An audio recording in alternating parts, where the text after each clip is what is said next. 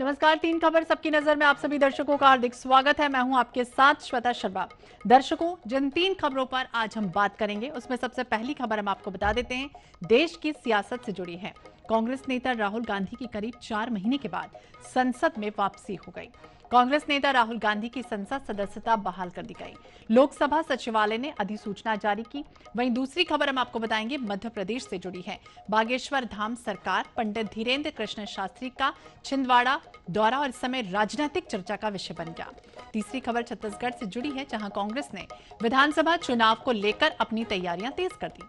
11 अगस्त को कांग्रेस संकल्प शिविर आयोजन करने जा रही है। सभी संकल्प शिविर में बूथ प्रबंधन पर फोकस रहेगा। इन तीन खबरों पर हम विस्तार से चर्चा करेंगे। हमारे साथ वरिष्ठ भी जुड़ेंगे और सबसे पहले हम बातचीत करते हैं पहली खबर की। राहुल की संसद में वापसी हो गई। जिस तरह से बात करें, कांग्रेस नेता राहुल गांधी की करीब 4 महीने के बाद संसद में वापसी हुई है। कांग्रेस नेता राहुल गांधी की संसद सदस्यता बहाल कर दी गई। लोकसभा सचिवालय ने अधिसूचना जारी की। सुप्रीम कोर्ट ने शुक्रवार को मोदी सरनेम मानहानि केस में राहुल गांधी को मिली 2 साल की सजा और दोष सिद्धि को रद्द किया है। राहुल 2019 लोकसभा चुनाव में केरल के वायनाड से चुनाव जीत चुके हैं। मोदी सरनेम मानहानि केस में राहुल को 23 मार्च को निचली अदालत ने 2 साल की सजा सुनाई थी। इसके अगले दिन यानी कि 24 मार्च को उनकी संसद सदस्यता को रद्द किया गया और अब 137 दिन बाद उनकी संसद सदस्यता बहाल कर दी गई है।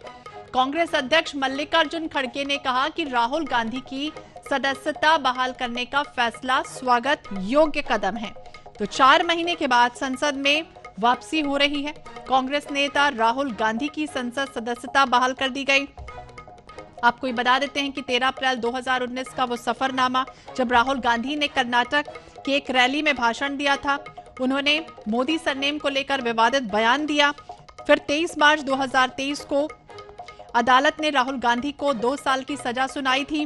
फिर 24 मार्च 2023 का दिन आपको भी याद होगा, किसी के बाद राहुल गांधी की संसद सदस्यता चली गई थी और सजा खत्म होने के 6 साल के बाद तक वो चुनाव लड़ने से दूर हो गए थे।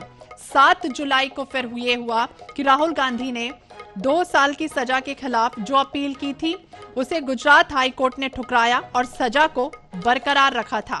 4 अगस्त सुप्रीम कोर्ट ने राहुल गांधी की सजा पर रोक लगाई और इसी के साथ राहुल की संसद सदस्यता बहाल होने का रास्ता कह सकते हैं कि पूरी तरह से साफ हो चुका था। 7 अगस्त 2023 यानी कि आज का दिन, जब लोकसभा सचिवालय ने राहुल गांधी की संसद सदस्यता को बहाल कर दिया है। तो सुप्रीम कोर्ट ने शुक्रवार को मोदी सरनेम मानहानि केस में राहुल गांधी को मिली 2 साल की सजा और दोष सिद्धि को रद्द किया था। राहुल 2019 का वक्त था, लोकसभा चुनाव में केरल के वायनाड से चुनाव जीते हैं। मोदी सरनेम मानहानि केस चल रहा था उन पर। राहुल को 23 मार्च को निचली अदालत ने 2 साल की सजा सुनाई थी। इसके बाद संसद सदस्यता उनकी चली गई थी और अब 137 दिन बाद उनकी संसद सदस्यता बहाल कर दी गई है। ये तस्वीरें सामने आई थी जब जैसे ही पता चलता है कि सदस्यता बहाल हो गई है, तमाम हुजूम जो था कांग्रेस नेताओं का, कार्यकर्ताओं का, वो उमड़ पड़ा और अपने नेता की एक झलक पाने के लिए सब लालियत हो गए।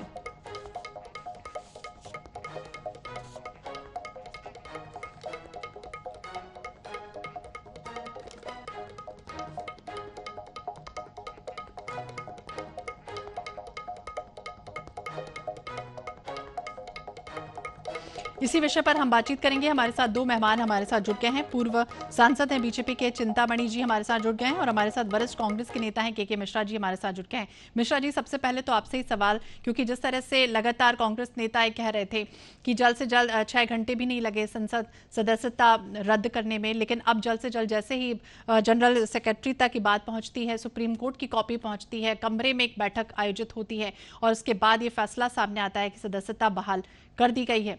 किस तरह से देखते हैं इसको आप? राहुल गांधी जी किसी व्यक्ति, किसी समूह या किसी विचारधारा की मेहरबानी पर बहाल नहीं हुए हैं। इस देश की न्यायपालिका की कृपा रही कि उस न्यायपालिका ने, जो देश में उस न्यायपालिका के प्रति आस्था है, उसका प्रमाण देते हुए राहुल गांधी जी को यह अधिकार सौंपा है। तो किसी की मेहरबानी पर राहुल गांधी जी नहीं आए हैं। और जहां तक राहुल गांधी जी का संकल्प है कि सच्चाई की आवाज बनकर सदन और सड़कों पर गरजना, वो अपने उस अभियान को निरंतर जारी रखेंगे। और यह कांग्रेस के लिए भी एक संदेश है कि सत्य परेशान जरूर होता है, पराजित नहीं। जी, तो सत्य परेशान हो सकता है लेकिन पराजित नहीं हो सकता, मिश्रा जी कह रहे हैं। चिंतामणि मालवीय जी हमारे साथ जुड़े हुए, पूर्व सांसद है भाजपा के। चिंतामणि जी, जिस तरह से बात करें, अब ऐसे समय पे सदस्यता बहाल हुई, अब क्या सकते हैं, उम्मीद कर सकते हैं कि कल लोकसभा में सरकार के खिलाफ अपनी आवाज बुलंद करते हुए नजर आएंगे राहुल गांधी? देखिए, सबसे पहली बात तो ये विरोधाभास है। माननीय मिश्रा जी बहुत वरिष्ठ नेता हैं और अब पूरी कांग्रेस अलग बात करती है, मिश्रा जी अलग बात कर रहे हैं। पूरी कांग्रेस कह रही है कि भैया ये जो भी उनको सजा हुई इसके लिए भाजपा दोषी है, प्रधानमंत्री दोषी है, सरकार दोषी है। और जब उनको बहाल कर दिया तो बोले नहीं, न्यायालय ने बहाल कर दिया। भैया, सजा भी तो न्यायालय ने दी थी। तो अभी तक पूरी कांग्रेस इस लाइन पे इस पे क्यों काम कर रही थी कि नहीं सजा जो है वो बीजेपी ने दी, बीजेपी नहीं चाहती, और प्रधानमंत्री के समकक्ष खड़े करने की कोशिश। और ये सब जो पाखंड किया जा रहा था, उस पाखंड को आदरणीय मिश्रा जी ने तोड़ा, उनको धन्यवाद। दूसरी बात यह है कि राहुल गांधी जी को जो भी कोर्ट ने सजा दी वो इसलिए सजा नहीं दी कि उनको सजा दी ही जाना चाहिए थी, बहुत लेकिन कानून में प्रावधान था। दूसरी बात है कि उनसे तो कहा गया था भैया माफी मांग लो। उसके पहले भी 2 बार वो माफी मांग चुके हैं, एक बार संघ के विषय में, एक बार राफेल के विषय में। आपने चूंकि आहत किया है ओबीसी के लोगों को तो माफी मांग लो, लेकिन उन्होंने नहीं किया तो अधिकतम सजा दी। ऐसे 6 केस उन पे और भी लंबित हैं। तो कुल करके सुधार होना चाहिए। सजा देना किसी भी कोर्ट का उद्देश्य नहीं होता, किसी न्याय का उद्देश्य नहीं होता। जवाब दें कि गलती की थी, चिंतामणि जी कह रहे गलती की थी, सजा भी मिली और उसके बाद नियम कायदे के अनुसार काम हुआ। जी, चिंतामणि जी विक्रम यूनिवर्सिटी में प्रोफेसर रहे हैं। वो आम अंधभक्तों जैसे नेता नहीं है मेरी निगाह में। मैं उनका बड़ा सम्मान करता हूँ, मेंबर ऑफ पार्लियामेंट भी रहे हैं वो। चिंतामणि जी, बहुत शिद्दत से मैं आपसे पूछना चाहूंगा कि 2 दिन पहले जिस कोर्ट का हवाला राहुल गांधी जी के लिए दे रहे हैं, 2 दिन पहले आपके एक पूर्व मंत्री और मौजूदा सांसद जो उत्तर प्रदेश के कटियाल साहब, उनको कोर्ट ने सजा दी है। पार्लियामेंट में उनकी सदस्यता अभी तक 36 घंटे 48 घंटे बीत चुके हैं। जितनी दिलचस्पी और जितनी सक्रियता राहुल गांधी जी को लेकर दिखाई थी, वहां खामोश क्यों है? वहां सदन का, माननीय स्पीकर साहब का, माननीय प्रधानमंत्री जी का, माननीय गृह मंत्री जी का जुबान बंद क्यों है? उतनी सक्रियता कटियार साहब के लिए क्यों नहीं दिखाई गई? जी, चिंतामणि जी। नहीं, निश्चित रूप से वो जो कानून है उसका पालन होगा। अगर आज नहीं तो कल जो उनकी प्रति आएगी कोर्ट की, जो व्यवस्था है वो होगा। जहाँ कोर्ट की प्रति जल्दी आ गई, जैसा भी है, कोई ये बिल्कुल नहीं होगा कि अगर उनको 2 साल की सजा है तो उनकी सदस्यता कंटिन्यू रहेगी, ये नहीं होगा। बशर्ते कि वो दूसरी कोर्ट चले जाए, उनको अवसर मिल जाए। लेकिन यहाँ तो इन्होंने ये भी नहीं किया। भाई, इनको अवसर मिला था लेकिन गए नहीं। मिश्रा जी उस पूरे परिप्रेक्ष्य को एक बार पलट करके देखें तो आप देखेंगे कि समय मिला लेकिन गए नहीं, आंदोलन करते रहे, भीड़ लेके गए। तो ये चूक जो है वो कांग्रेस की रणनीतिक चूक थी, कांग्रेस की रणनीतिक चूक थी और इसलिए ये सब हुआ। तो रणनीतिक चूक थी, कुछ कहेंगे मिश्रा जी आप? चिंतामणि जी, प्रार्थना करना चाहूंगा आपसे कि क्योंकि राहुल गांधी जी विपक्ष की आवाज है, उन्होंने संसद में करप्शन के खिलाफ प्रश्न उठाते हुए माननीय प्रधानमंत्री जी से प्रश्न पूछा था, इसलिए उन्हें ताबड़तोड़ सजा दिलाई गई। मेरा दोष, मैं तो राहुल गांधी जी नहीं हूँ, मैं बहुत छोटा आदमी हूँ। मेरा दोष सिर्फ इतना था कि हजारों लाखों बच्चों के व्यापम घोटाले को मैंने उठाया था। ठीक है, व्यापम घोटाले की चर्चा नहीं कर रहे हैं हम। कांग्रेस कार्यकर्ताओं ने जिस तरह से जश्न बनाया उसकी चर्चा कर रहे थे कि राहुल की संसद में वापसी हो रही है, अब अपनी आवाज वो एक बार फिर से बुलंद करते हुए नजर आएंगे। बहुत बहुत शुक्रिया आप दोनों का ही बातचीत करने के लिए। इसके पहले आपको बता दें कि पूर्व सीएम दिग्विजय सिंह ने भी कहा है कि अगर सदस्यता बहाल होती है तो हम स्पीकर के पास जाएंगे और उनको इस तरह से उनका धन्यवाद भी देंगे। चलिए बात करेंगे दूसरी खबर मध्य प्रदेश से जुड़ी हुई है, जहां नाथ पर कृष्णम का तंज। बागेश्वर धाम सरकार पंडित धीरेन्द्र कृष्ण शास्त्री का छिंदवाड़ा दौरा और इस समय राजनीति में बहुत चर्चा का विषय है। उनके छिंदवाड़ा पहुंचने पर पीसीसी चीफ कमलनाथ और सांसद नकुल नाथ ने आरती उतारी, पंडित धीरेन्द्र कृष्ण शास्त्री का स्वागत सत्कार किया, जिस पर अब राजनीति तेज हो गई। कांग्रेस नेता आचार्य प्रमोद कृष्णम ने ट्वीट कर पीसीसी चीफ कमलनाथ को घेरा है। उन्होंने ये कहा कि मुसलमानों पर बुलडोजर चढ़ाने, आरएसएस का एजेंडा और हिंदू राष्ट्र की वकालत कर संविधान की धज्जियां उड़ाने वाले भाजपा के स्टार प्रचारक की आरती उतारना कांग्रेस के वरिष्ठ नेताओं को शोभा नहीं देता। प्रमोद कृष्णम ने यह भी लिखा कि गांधी जी की आत्मा रो रही होगी, पंडित नेहरू और भगत सिंह तड़प रहे होंगे, लेकिन सेकुलरिज्म के ध्वजवाहक सब खामोश हैं। तो बागेश्वर धाम सरकार पंडित धीरेन्द्र कृष्ण शास्त्री का छिंदवाड़ा दौरा इस समय राजनीतिक गलियारों में चर्चा का विषय बना हुआ है।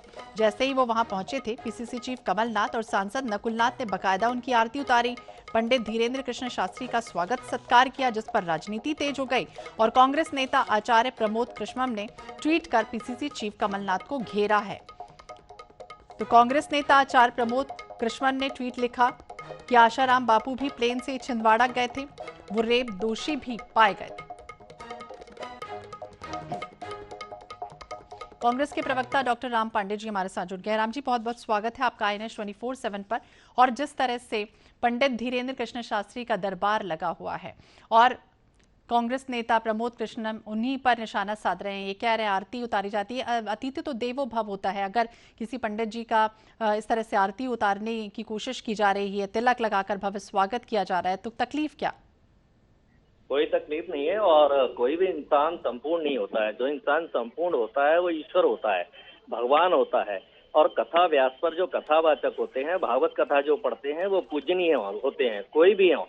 और ये जो धीरेन्द्र शास्त्री जी हैं, इनकी कथा नरोत्तम मिश्रा जी स्वयं करा चुके हैं, तो नरोत्तम मिश्रा जी को तो कम से कम ये ढोंग नहीं करना चाहिए, इस तरह की बातें नहीं करना चाहिए। और कमलनाथ जी की हम बात करें तो कमलनाथ जी ने छिंदवाड़ा में देश का सबसे बड़ा मंदिर हनुमान जी का 15 साल पहले बना दिया था। 15 साल तो पहले ऐसी कोई बात नहीं थी, ये 2014 के बाद ये ढोंग रच रहे हैं। उसके पहले उन्होंने भारत का सबसे बड़ा ऊंचा हनुमान जी का मंदिर बना दिया था। तो कांग्रेस की सरकार थी तो राम वन पथ। मैं चर्चा कर रही थी आचार्य प्रमोद कृष्णन ने जिस तरह से ट्वीट किया, उन्होंने कहा कि सेकुलरिज्म के ध्वजवाहक खामोश हैं और उन्होंने बहुत सारी बातें कही हैं, बीजेपी स्टार प्रचारक हैं वो, और इस तरह से उनकी आरती नहीं उतारना चाहिए था। मैंने वही तो कहा, मैंने ये उस बात का जवाब आपको शुरुआत में दे दिया था कि कोई भी इंसान संपूर्ण नहीं होता है और जो इंसान संपूर्ण होता है वो ईश्वर होता है, भगवान होता है। हर इंसान में कुछ ना कुछ कमी होती है, लेकिन जो कथा वाचक होता है, कथा व्यास जो होते हैं और भागवत कथा जहाँ पढ़ी जाती है उस गद्दी पर जो बैठ जाता है वो पूजनीय होता है, वो कोई भी हो। मैं स्वयं 25 भागवत कथा करा चुका हूं, तो इसलिए मुझे पूरी तरह से पता है कि वहां जो कथावाचक बैठता है वो एक तरह से उस समय उस 7 दिन के लिए या 3 दिन के लिए जितने दिन कथा होती है वो सभी के लिए पूजनीय होता है। और हमें शर्मा जी भी हमारे साथ जुड़ गए हैं, भाजपा के नेता है, बहुत बहुत स्वागत है धैर्यवर्धन जी आपका INS 24/7 पर। और जिस तरह से चल रहा है बाबा का दिव्य दरबार, हिंदुत्व पर रार छिड़ी हुई है, क्या समझें कमलनाथ का जो बजरंग बाण असर करेगा? देखिए, कमलनाथ जी ने जिस प्रकार से भागवत कथा कराई है, पंडित धीरेन्द्र शास्त्री जी महाराज की पूजा अर्चना की है, उसको भले ही चुनावी दृष्टि से देखा जा रहा है, चुनाव में लाभ लेने की मंशा राजनीतिक लोगों की होती है, पर हम तो चाहते हैं कि देश का एक एक हिंदू ही नहीं, इस हिंदुस्तान में रहने वाला एक एक आदमी सनातन धर्म का महत्व समझे, भारतीय संस्कृति की महत्ता समझे, भारतीय संस्कृति में पूज्य गुरुओं का, धर्म ऋषियों का, उनका सभी आदर सम्मान करें। और जहां तक प्रमोद कृष्णम जी की बात है, ये कांग्रेस का आंतरिक मामला है। शायद लता मंगेशकर जी, लता दीदी समय रहते इन्हीं लोगों के लिए वो गीत गा करके गई हैं कि अपने ही गिराते हैं नशे मन पे बिजलियां। ये अपने नंबर बढ़ाने के लिए, कमलनाथ जी को डैमेज करने के लिए उन्होंने बोला है। तो ये कांग्रेस में लंबे समय से ऐसा होता आया है कि भले ही कोई मरे, किसी का भी नुकसान हो, पर अपने नंबर बढ़ने चाहिए, हम चर्चा में रहे। क्या लग रहा है जिस तरह से धैर्यवर्धन जी कह रहे हैं कि अंदरूनी बात कुछ और ही है, अपने ही गिराते हैं नशे मन पे बिजलियां? मैं इनकी बात से सहमत हूं, क्योंकि सतपाल मलिक ने कहा है कि पुलवामा में जो हमला हुआ था वो नरेंद्र मोदी ने कराया था, भारतीय जनता पार्टी ने कराया था। तो हर पार्टी में अपनी तरह के लोग होते हैं। हमें बात ये आना चाहिए कि भागवत कथा में सिखाया क्या जाता है, राम के बारे में सिखाया जाता है, कृष्ण के बारे में सिखाया जाता है। हमें तो भागवत कथा में ये सुनना है और राम और कृष्ण के आदर्शों पर चलना है। लेकिन भागवत कथा की बात करें या राम कथा की बात करें, बागेश्वर धाम तो यही कहते हैं कि हिंदू राष्ट्र, राम राज्य का दावा करते हैं, लेकिन नकुलनाथ जी तो कह रहे हैं कि हमें कांग्रेस पार्टी को उनके जो नारे हैं, उनकी जो बातें हैं, उससे कोई सरोकार नहीं है। जी राम सवाल मुझसे पूछ। जी जी जी मैं वही कह रहा हूँ ना, इनको अपने गिरेबान में झांकना चाहिए। अभी इन्होंने महाकाल लोक गिरा दिया, सारी मूर्तियां खंडित कर दी, नकली मूर्तियां बनवा दी। अब ये इन लोगों को हमसे सवाल करने का कोई अधिकार नहीं। और कमलनाथ जी 15 साल पहले हिंदुस्तान की सबसे बड़ी मूर्ति बनवा चुके हैं, तब इस तरह की कोई चर्चा ही नहीं होती है। तो ये ढोंगी पाखंडी फर्जी लोग हैं, हम इनकी बातों का क्यों जवाब दें? ये देश में धर्म के नाम पर, जाति के नाम पर दंगा करा लेकिन रहे हैं। आचार्य जी जो कह रहे हैं पंडित जी, उसका तो जवाब दीजिए। जनता आपको सुन रही है, आप लाइव टीवी पर बैठे हुए हैं, जनता आपसे जवाब मांग रही है। आचार्य प्रमोद कृष्णन ने एक ट्वीट किया है, प्रियंका गांधी, राहुल गांधी को भी उन्होंने बकायदा वो टैग किया और ये कहा है कि सेकुलरिज्म के ध्वजवाहक सब खामोश हैं। आचार्य प्रमोद कृष्णन जी ने जो कहा है, सेकुलरिज्म और लोकतंत्र में बोलने का सबको अधिकार है, ये उनके अपने विचार हैं, उन्होंने अपने विचार रख दीजिए। कमलनाथ जी के अपने विचार है, कमलनाथ जी की अपनी सोच है, उन्हें हनुमान जी की पूजा करना अच्छा लगता है, उन्हें भागवत कथा करवाना अच्छा लगता है, उन्हें कथावाचक की पूजा करना अच्छा लगता है। हर्षवर्धन जी आपका काउंटर, आप कुछ कहेंगे? नहीं, वाणी को कर्कश किए बगैर भी अपनी बात कही जा सकती है।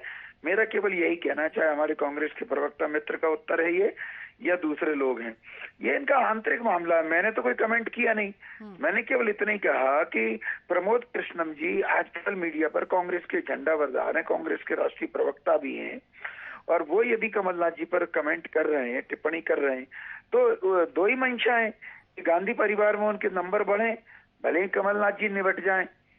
तो ये आंतरिक मामला, मैंने आपसे भी सवाल कि जिस तरह से ये हुआ है, दरबार सजा है, बाबा का दरबार सजा है, नकुलनाथ जी या फिर कमलनाथ जी की अगर बात करें तो अभी डॉक्टर पांडे कह रहे हैं कि वो तो राम भक्त हैं, हनुमान जी के भक्त हैं। क्या समझे, सियासी कोई एजेंडा कोई सेट करने की कोशिश? 2023 भी पास है, 2024 में अपने बेटे को लोकसभा चुनाव के दौरान कुछ सेट भी करना चाहते हैं, सियासत में कुछ और रुख अपनाना चाहते हैं।